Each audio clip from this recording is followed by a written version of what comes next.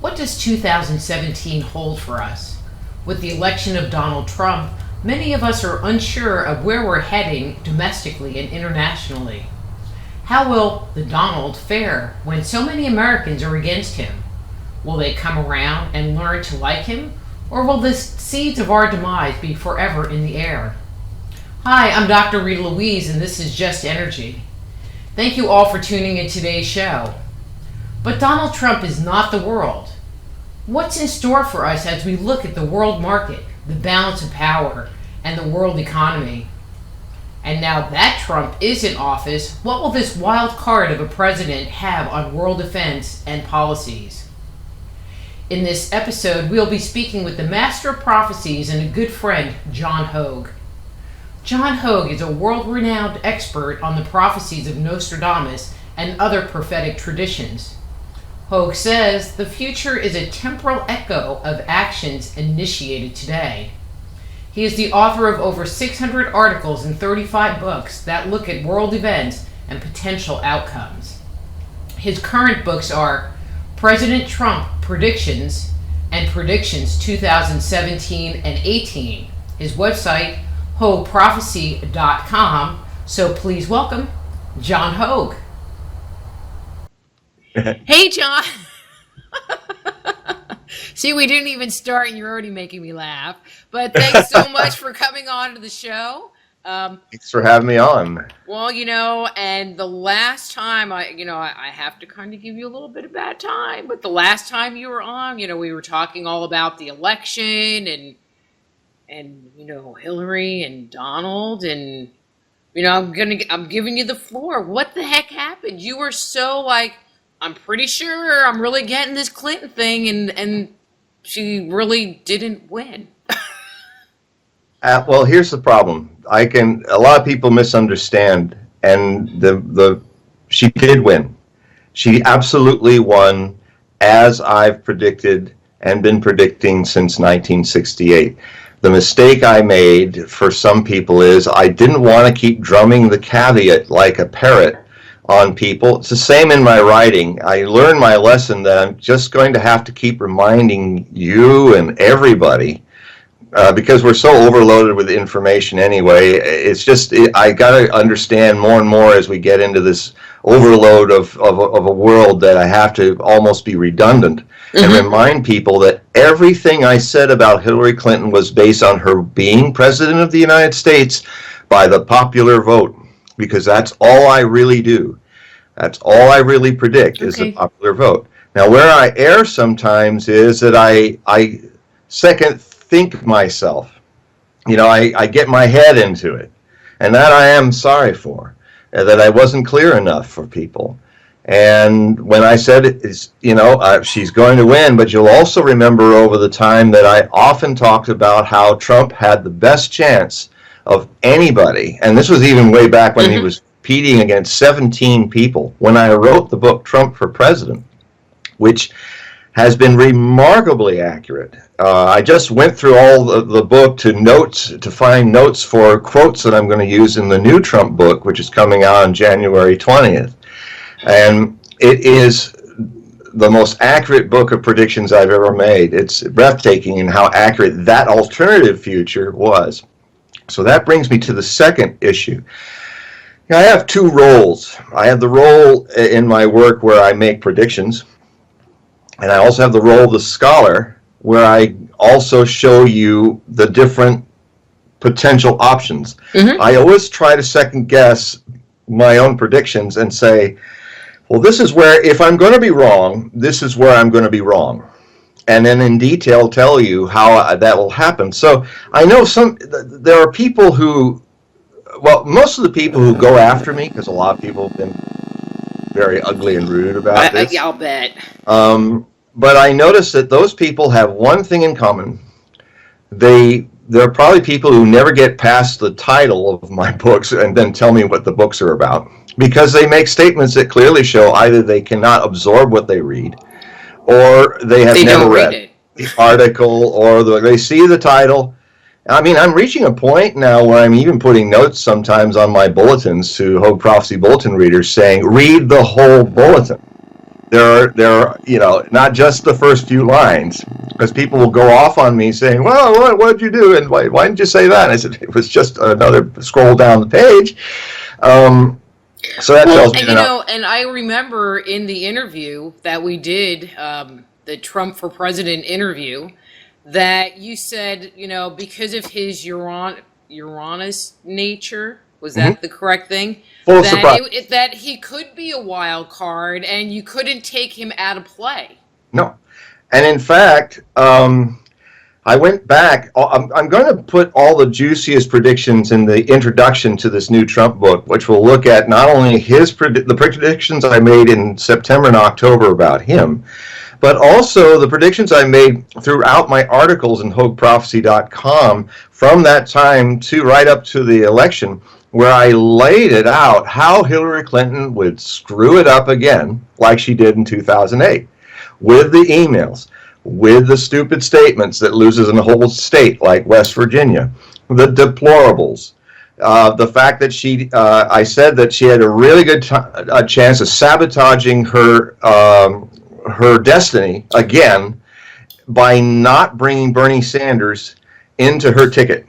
I said this even before the primaries were ended in early June of this year, a whole 6 weeks before the Democratic convention. I said if she doesn't go to the convention, and it would show to me that she has the potentials to be a true leader, a good leader, a Lincoln-esque kind of leader, somebody who could gather her corporate Democrats with her progressive Democrats and unite the party. That would show, wow, maybe she really can be a great leader if she can say, I'm going to be the president to both wings of my party. I'm not going to deny, and in fact, suppress this movement, because I also said she's running a very risky game in a year when establishment politicians are in the doghouse. And the two on both sides of her are two outsiders who are really making a run for it. She suppressed one of them, she couldn't suppress the other. And so what I did, and this is a bit fourth dimensional. Well, let me ask this, because what impact was the WikiLeaks?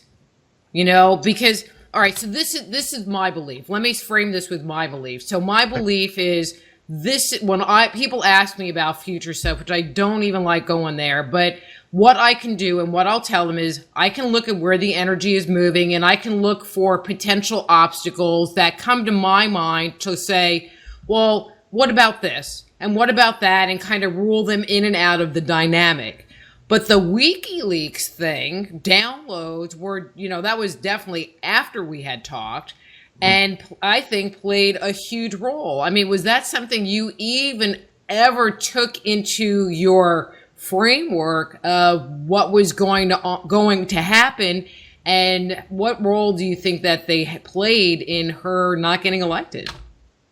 Not as big a role as most people think. I will tell you what I feel is the thing that doomed her campaign.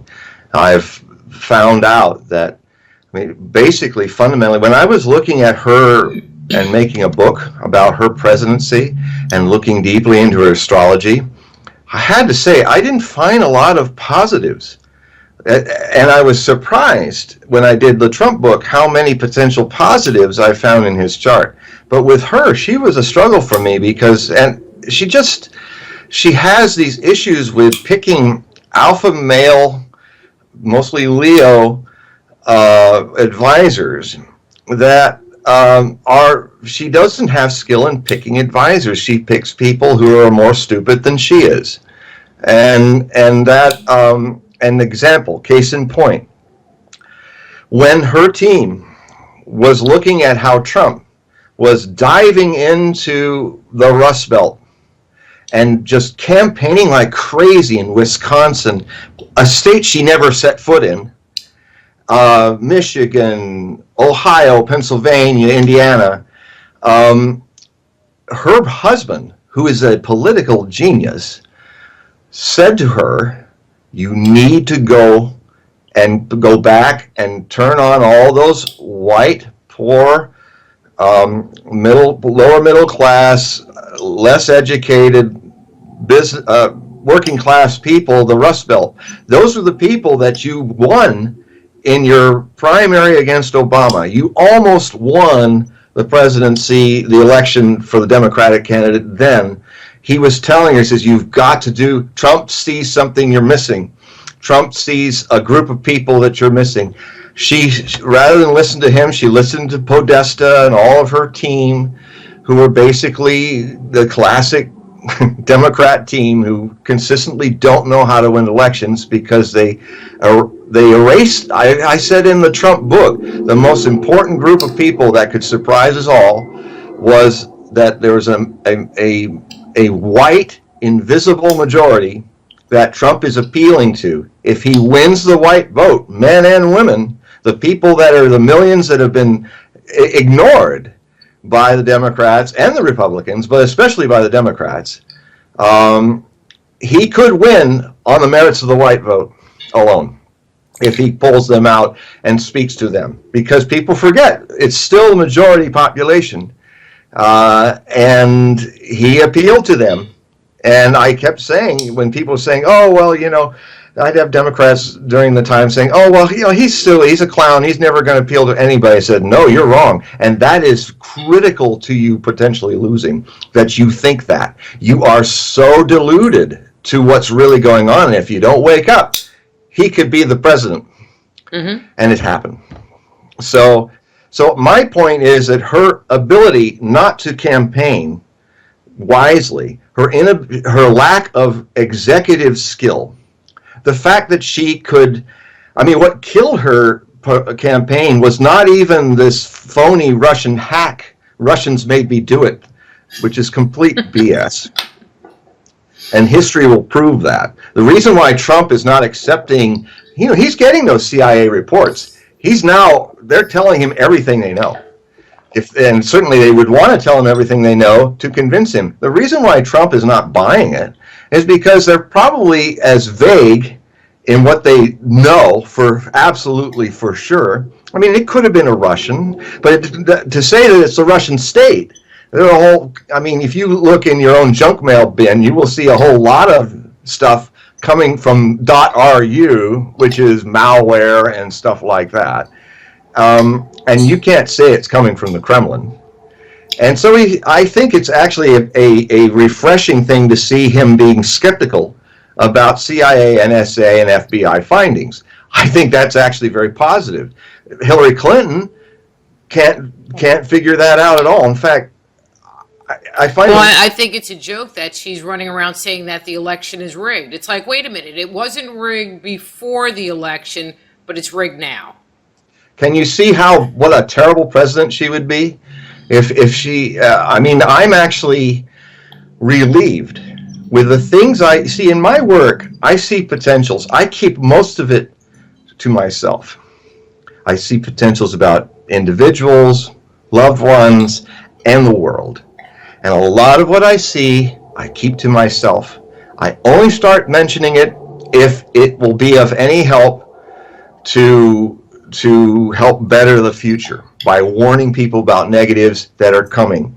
But I felt dread like I have never felt. I felt a great shadow coming over the world if Hillary Clinton was elected, because she was going to get us into a thermonuclear war with Russia. Well, and I think that's why she was running around saying it's the Russians, it's the Russians. It's like, well, now you have fighting words, which is scary. And here's the thing. Who she represents is much darker forces than those that are thinking they got Trump in their pocket, which they're going to find they don't. Yeah. Trump is a very independent, he's his own man, and he's about as Republican as he's a Democrat, and about as Democrat as he's a Republican. And what we've elected is truly the first independent president. He's going to keep the name Republican, but you're going to see he's not a right-wing Republican, even though he's done that odd thing of surrounding himself with some of the people he surrounded himself with are quite extreme. But if you understand how he sets up his celebrity apprentice boardroom meetings, he thrives in getting stark contrasts going after each other. I mean, Bannon versus the alt-right guy versus Reince Priebus, who is moderate Republican inside guy. Those Bannon tried to get Priebus destroyed politically. So, but he brings them together because them fighting their two opinions, I can just see him like he used to do with these big egos in Celebrity Apprentice. He'll be going, and then he'd come up with some amazing, out of the blue Uranus Gemini conjunction surprise. And I mean, I loved watching that show for years. I would wait until the last 15 minutes because I just wanted to see him work in the boardroom. It was really quite unique and remarkable. If we get that Trump, and I think that's what I think we're going to get. That's what I think too. There's going to be a lot more positives about him. The other thing is that with Clinton was the corporate choice. So he's up against some very powerful forces. For instance, you want to know who's really freaked out? Not these liberals running around trying to mail death threats to electorals, college people, like they did in the electoral vote. That's just the people that he's really freaking out are people that could harm him. The military surveillance industrial complex wanted Hillary Clinton to be their poster girl so that they could continue this terrible policy of the United States, which is now, in the way, the most dangerous country on this planet. Our country has become the most dangerous country on this planet because it has an industry that perpetuates war, not peace.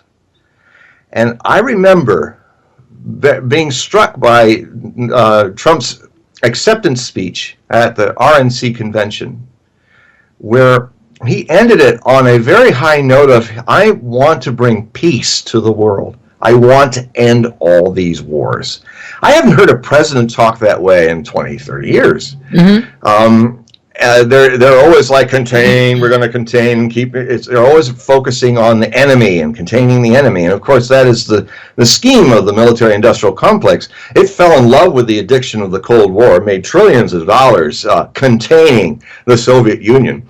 They don't want it to actually become a thermonuclear. Well, it's like the medical community. They just want to treat your disease. They don't want to cure you. Yeah, that's exactly it.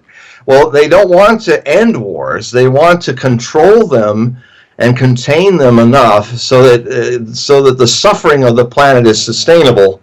They don't care about the millions of people that are wounded, dying, or terrified, or losing their futures, because they make, the greatest number of billionaires in the United States are people living all around Washington. They're defense contractors. And Trump is going to, even in his pledge to increase the armed forces, even then he says, we'll be so strong that nobody will attack us. It's not go and occupy this guy and that guy, because he's consistently saying, I'd rather, when Sean Hannity really went after him at one point saying, what are you going to do about ISIS? We have to send troops on the ground. We have to really get onto ISIS. And he kind of shrugged and nodded. He says, well, yeah, I understand that. And you can see he was not totally into it. He was like saying, but what I'd really like to do is focus on rebuilding America, bringing the troops home, and getting our country back on track than going into other wars. I mean, look what happened before when we went into Iraq. And he said how George Bush was a complete disaster. Very bold thing to say in Republican debates. The Voldemort moment. The man who cannot be named, who was a screw-up. And I believe Hillary Clinton would have rivaled him as a screw-up. In fact, worse. Because, now, one thing that is very interesting that's developing on this matter, certain things always seem to be set on the timeline of the future. And it doesn't matter who ends up treading that path. I mean, the thing is that both these two people had the potential of not finishing their first term. And they have similar reasons why that might happen. The threat of war with Russia comes from an understanding I have had that the countdown that Nostradamus gave us for it started with the new Cold War in April of 2014. So that means that November of next year is the first window, and then 10 years after that is the second window. So that window, just because a new president has his timeline is now engaged, doesn't mean that window's disappeared, although it has definitely stepped way back. With her in there, I saw a 60 to 70% chance of a thermonuclear war. And not 10 years from now. No, I really was starting to feel, wow, this is it. This all may be gone by next November. And especially where I live, this is just down the road is Bangor, where all the Trident submarines are. They have the NAS would be where all the growlers for the U.S. Navy, the radar jammers are. We got 2 carrier task force ports. I'm ringed around, and if there's a nuclear war, bye. So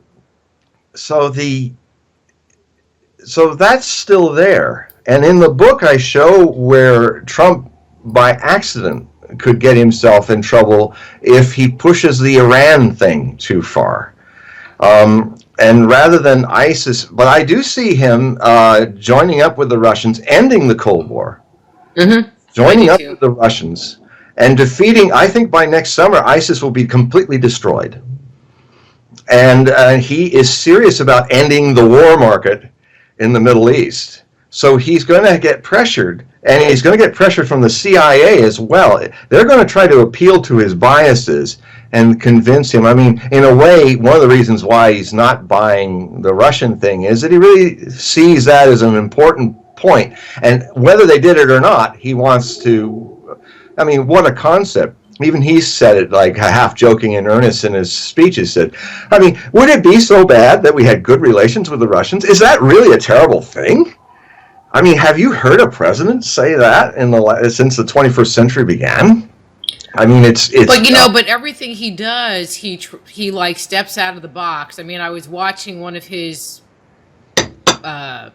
thank you speeches, and it was interesting. I have to tell you, because he like did his canned thing, and then he just kind of did like a monologue where he was just talking to people about stuff, and you know. The whole election and, wait, we have a special announcement. Trump takes North Carolina. And then he kind of talked about the next state and this and that and what the media was doing. And it's like, oh, we have a special announcement. Trump takes Pennsylvania. It was really funny. I mean, just, how he delivered it. And it makes me wonder 2 things. Like, will people actually get to know him and find out, okay, he's a misogynistic pig. Okay, we know that, but that he's actually like a nice guy. Once you get past that part, and he's kind of funny. And the other part was with that whole thing, he had Christmas trees up, and it said "Merry Christmas," and he goes, "We have Christmas in America. Screw that Happy Holidays stuff." I mean, he is a quintessential American New York style. I mean, and, some of our best presidents were New Yorkers like that. Big, gregarious, complex. This is the other thing, and this was especially hard for a lot of my women readers to understand, because it's easily misunderstood. And I mean, this book, this little backstory, a short one, I'll try to make it short, is this new book of President Trump predictions was born out of the day after the elections, and ever since, going down to my little village in Langley and Whidbey Island and being stopped and accosted by everybody who knows me down there. It's just a town of 1,000 people, so everybody knows everybody, and they know what I do. And and just people who were really in need of some comforting or some idea. You could see they had done all the negative spewing they could about Trump and the situation, and in the gulf of that were left bereft of any positive light about it. And they came to me, and I started talking about some of the other things about Trump, and how it will be incumbent upon the American people to accentuate the positive, and to keep him clear on the ball with what you need. And, it's a strange book in a way, unique to any of the ones I've written, because it's really a therapy book as well as a view of the future, because it's the future that that the people who have the sum of all their fears, and not my president type people, I promise you, if you hold on to that, you will create the fascist state that you are so afraid of having happen, and it will be your fault. Because of them rioting, and now he has to come in and deal with that, and yeah, well, because if the Democrats make the mistake of being partisan and trying to make him a one-term president, like Obama, he'll be a two-term president. And you've got to understand that this man is a natural-born narcissist. So, and he is, and if you look at his astrology, a fundamentally positive man. And the thing that is difficult for people who have suffered misogyny, and the fact that this world still does not see women as equal human beings, which is terrible. But if that issue is given more preeminence than stopping a thermonuclear war, then you won't be here to fix that problem. And that's why I had to tell a lot of my my readers, my women readers, that yes, we will fix this. But this is not a priority. If there's no world to fix it in,